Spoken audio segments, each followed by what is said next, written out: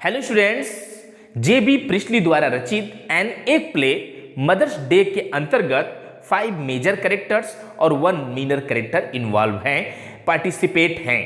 तो आइए dear student देखते हैं व्हाट इज द ओवरव्यू और what are the important highlighted key points.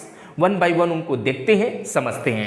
तो सबसे पहले हम कैरेक्टर्स के बारे में देखते हैं डियर स्टूडेंट। अबाउट कैरेक्टर्स देखते हैं।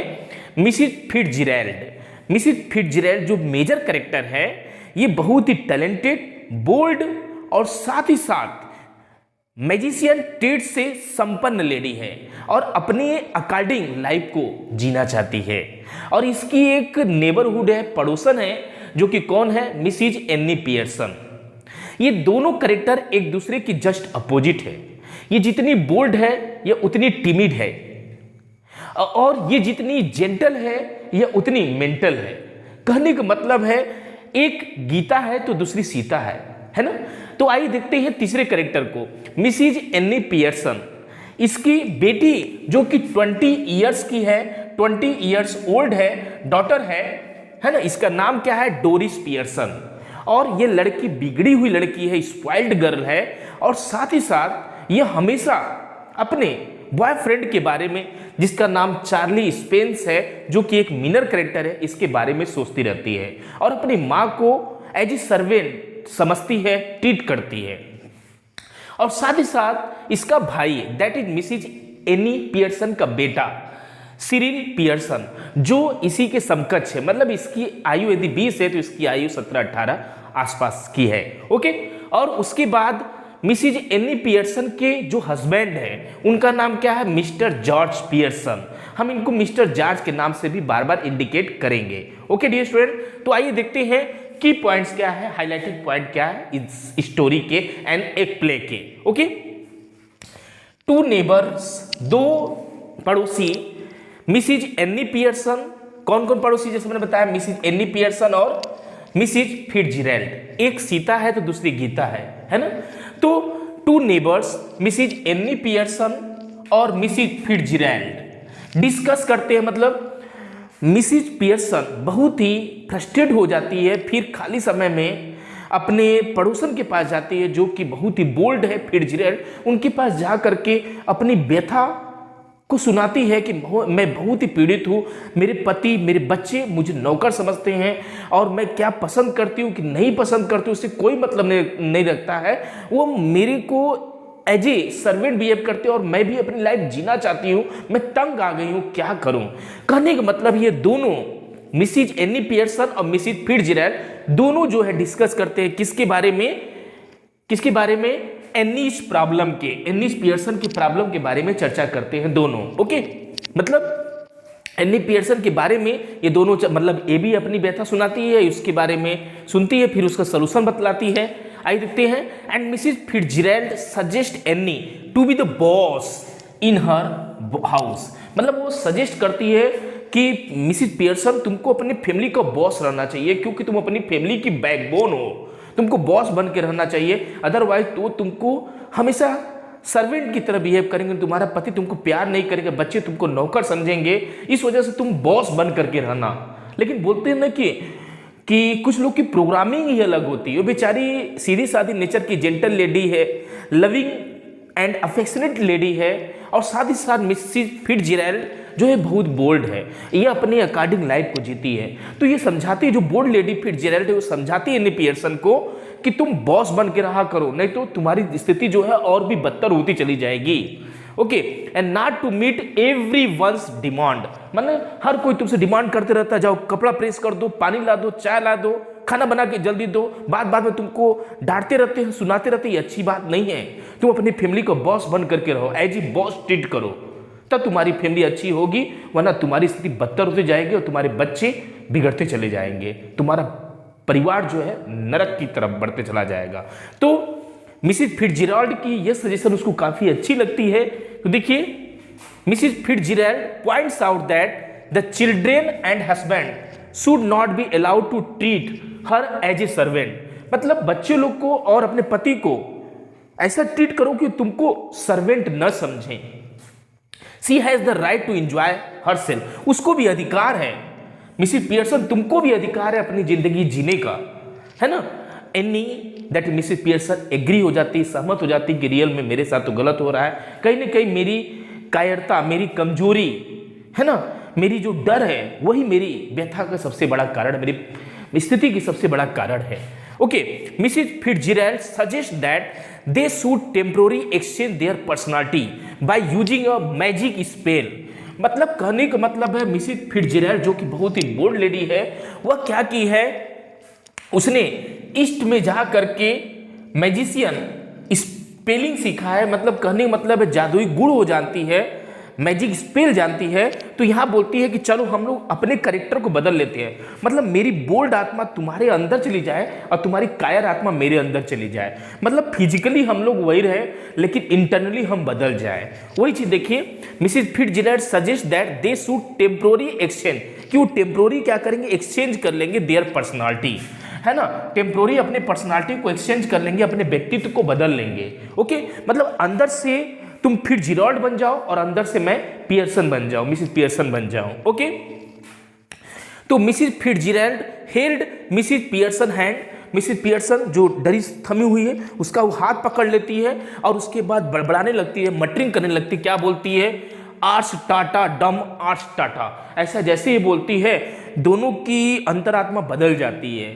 कहने का मतलब ये है कि जो फिट्जजेराल्ड है फिजिकली वो पियर्सन बन गई और जो पियर्सन है फिजिकली वो क्या बन गई, फिट्जजेराल्ड बन गई। ओके, देखिए यहाँ बताया गया कि अ ट्रांसफॉर्मेशन टेक प्लेस, एक ट्रांसफॉर्मेशन होती है and the personality of Mrs Fitzgerald shift into the body of Mrs Pearson. कहने का मतलब है मिसेस फिट्जजेराल्ड जो कि बोल्ड लेडी, उसकी पर्सनालिटी किसके अंदर घुस गई, मिसेस पियर्सन के अंतर्गत। मतलब सीता अब गीता बन गई और गीता अब सीता बन गई, फिजिकली वही है, इंटरनली बदल गए हैं। एंड वाइस वर्सा, मतलब जस्ट अपोजिट हो गया, है ना। फिट्जजेराल्ड की आत्मा किस में चली गई, पियर्सन में, मिसेस पियर्सन में, मिसेस पियर्सन की आत्मा किस में चली गई, फिट्जजेराल्ड में। Mrs Fitzgerald now in the body of Annie, अब फिट्जजेराल्ड की जो बॉडी है वह किसकी है, एनी की है। स्टेज एट एनीज हाउस, मतलब कहने मतलब है ये अंतरात्मा, कहने मतलब क्या है कि उसका ट्रांसफॉर्मेशन हो गया, रूप आकृति बदल गया।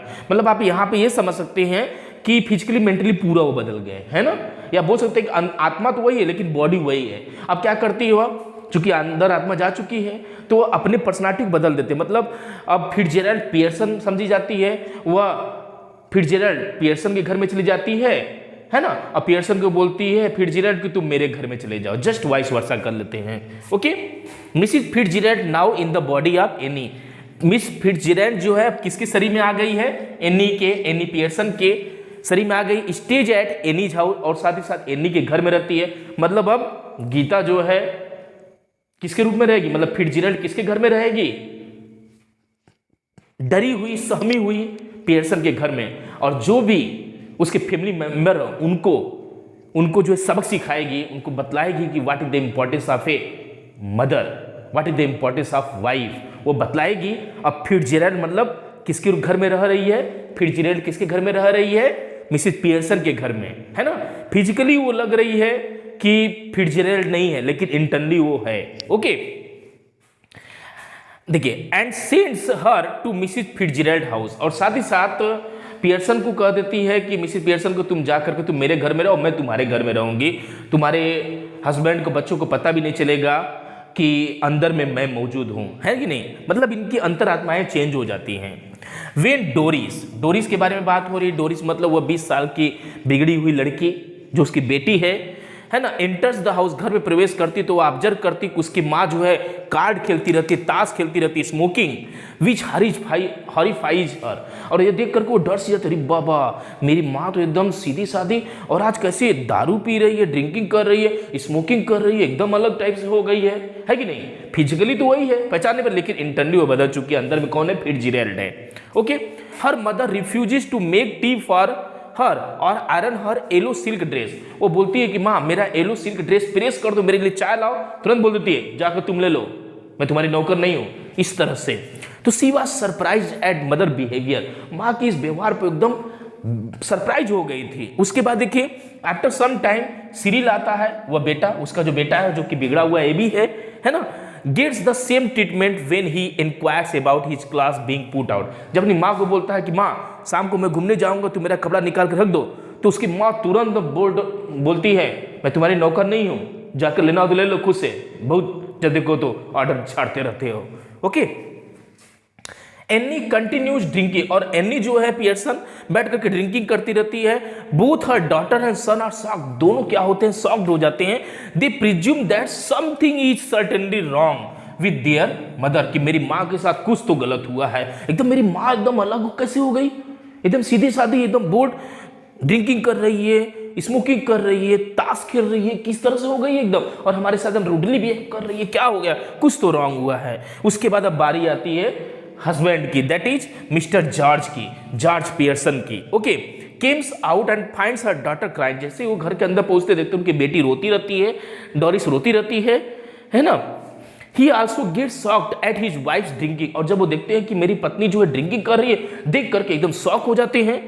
George is enlightened by any, और एनी जॉर्ज को बतलाती है, क्या बतलाती है, that he was a laughing stock, कि तुम एक लॉफिंग स्टॉक हो गए हो, किसमें, इन सोशल सर्कल, मतलब समाज में लोग तुमको जो है हंसी का पात्र समझते हैं। सी टेल्स हिम, और वो बतलाती है, मिसेस पियर्सन बतलाती है, दैट इज जिराल्ड जो है वो बतलाती है कि पीपल कॉल हिम पंपी ओम्पी पर्सन, कि तुमको पंपी ओम्पी बोलते हैं, भड़कीले एकदम गधराए हुए शरीर वाले व्यक्ति हो, तुम्हारा सब मजाक उड़ाते हैं, तुम जो है सोशल सर्कल में लाफिंग स्टॉक बनकर करेंगे, तुमको शर्म नहीं है, कुछ काम उम करना नहीं है, बस पेट निकलते जा रहा है, मोटे होते चले जा रहे हो, लोग समाज में तुम्हारा तिरस्कार करते हंसते हैं। तो ये देख करके जॉर्ज को अत्यंत गुस्सा आता है। फिर बेचारा क्या करे, फिर अपने पड़ोसी देखिए, उसके बाद देखिए वेन सिरिल मतलब कहने मतलब उसका जो बेटा है वो देखता है कि मेरी माँ जो है मेरे पापा के साथ डिसबिहेव कर रही है, मिसबिहेव कर रही है, तो उस कंडीशन में Cyril objects to his mother, अपनी माँ का विरोध करता है about behaving badly with his father, कि मेरे पापा के साथ ऐसे बर्ताव करते हैं। He is criticised by his mother, तो उसकी माँ उसको भी दम तक सुनाती है।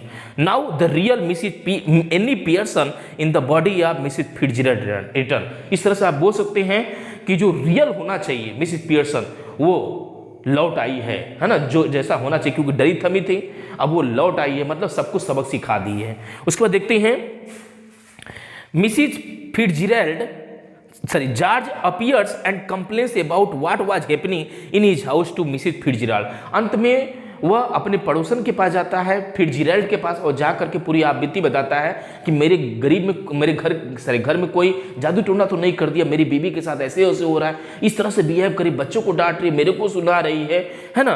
तो हकीकत में वो किसको सुना रहा है जॉर्ज, अपनी वाइफ को सुना रहा है ना, अपनी वाइफ को ही सुना रहा है कि मेरी वाइफ जो घर में ऐसा कर रही है, क्योंकि वहां उसके घर में कौन है, फिट्जजेराल्ड है। ओके, तो मिसेस फिट्जजेराल्ड आस्क जॉर्ज, मिसेस फिट्जजेराल्ड जो है जॉर्ज से पूछती है एंड डोरिस, और कहती है to leave Annie alone for some time, कि उसको कुछ समय के लिए अकेले छोड़ दो, अपने आप सब कुछ ठीक हो जाएगा।